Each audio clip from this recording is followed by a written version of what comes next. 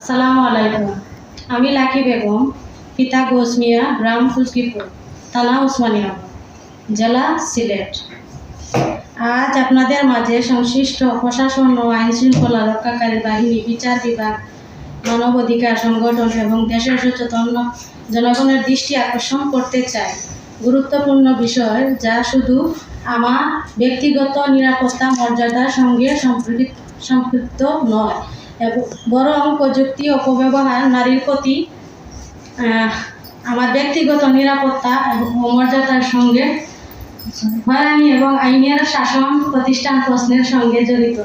আমার অভিযোগ: শাহাদাত খান, পিতা শামীম খান, বাসিন্দা দুবাদিকিরপার, ওনাবিল সি, সিলেট, দীর্ঘদিন ধরে বিভিন্ন বিতর্কিত অনৈতিক কর্মকাণ্ডের সঙ্গে জড়িত। তিনি সামাজিক যোগাযোগ মাধ্যমে আমার বিরুদ্ধে মিথ্যা, মানহানিকর এবং তথ্য প্রচার করে সামাজিক মর্যাদা ক্ষুণ্ণ করার চেষ্টা করছেন বলে আমি অভিযোগ করছি।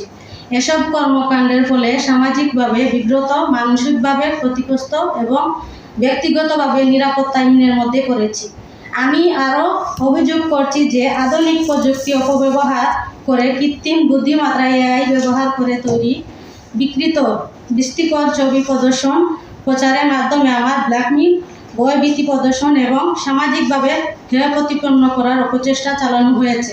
বর্তমান সময়ে প্রযুক্তির অগ্রগতি যেমন মানুষের জীবনকে সহজ করেছে, তেমনি অপব্যবহার ব্যক্তি সমাজের জন্য মারাত্মক ক্ষতিকর কারণ হতে পারে, বিশেষ করে নারীদের বিরুদ্ধে। ডিজিটাল হয়রানি, ভুয়া কন্টেন্ট তৈরি এবং সামাজিক মর্যাদা নষ্ট করার প্রবণতা উদ্বেগজনকভাবে বৃদ্ধি পাচ্ছে।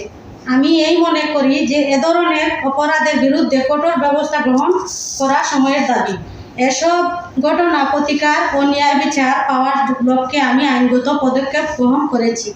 এই বিষয়ে সাইবার সুরক্ষা অধ্যায় 2025 ধারা 25(1)(2) অনুযায়ী মামলা দায়ের করা হয়েছে। পাশাপাশি ফৌজদারি কার্যবিধি সংবিধান ধারা 7, 9, 4 ও 30 অনুযায়ী অভিযোগের দায়ের করেছি। এ বিষয়ে বর্তমানে আইনগত প্রতিক্রিয়াধীন রয়েছে। সংশ্লিষ্ট কর্তৃপক্ষ তদন্ত কার্যক্রম করেছি। এ বিষয়ে বর্তমানে আইনগত প্রতিক্রিয়াধীন রয়েছে এবং পরিচালনা করছে। তবে অত্যন্ত দুঃখজনক, উদ্বেগের বিষয় হলো যে অভিযোগ মামলা চলমান থাকা সত্ত্বেও পরিচালনা করছে। তবে অভিযুক্ত শাহাদাত খান এখনো পলাতক রয়েছে। অভিযোগ রয়েছে, পলাতক অবস্থায় থেকেও তিনি বিভিন্ন অপকর্ম, অনলাইন হয়রানি, বিভ্রান্তকর প্রচারণা চালিয়ে যাচ্ছেন। একজন অভিযুক্ত ব্যক্তি দীর্ঘ সময় ধরে আইনের আওতার বাইরে এমন কার্যক্রম পরিচালনা করতে পারছে, এ বিষয়টি শুধু আমার জন্য নয়, সমাজের জন্য উদ্বেগের কারণ। আমি আরও অভিযোগ করছি যে শাহাদাত খানের বিরুদ্ধে বিভিন্ন প্রতারণামূলক কর্মকাণ্ড এবং কথিত হানিট্র্যাপ চক্রের সঙ্গে সম্পৃক্ততার অভিযোগ বিভিন্ন মহলে আলোচিত হয়েছে এবং অভিযোগের সত্যতা যাচাই, প্রকৃত ঘটনা উদ্ঘাটনের জন্য নিরপেক্ষ পেশাদার তদন্ত অত্যন্ত জরুরি। কারণ কোনো অভিযোগ সত্য হলে তার বিচার হওয়া যেমন প্রয়োজন, তেমনি অভিযোগ মিথ্যা হলে সেটি স্পষ্ট হওয়াও দরকার। আইনের শাসনের মূল ভিত্তি হলো নিরপেক্ষ তদন্ত, ন্যায় বিচার নিশ্চিত করা। আমি একজন সাধারণ নারী বিচারপ্রার্থী নাগরিক হিসাবে জানতে চাই, একাধিক অভিযোগ মামলা থাকা সত্ত্বেও অভিযুক্তকে এখনও গ্রেপ্তার করা সম্ভব হয়নি কেন? দীর্ঘদিন ধরে পলাতক থাকার পরও তার অবস্থান শনাক্ত করা যাচ্ছে না কেন? নাকি অন্য কোনো কারণ তার বিরুদ্ধে কার্যকর ব্যবস্থা গ্রহণের বিলম্ব হচ্ছে?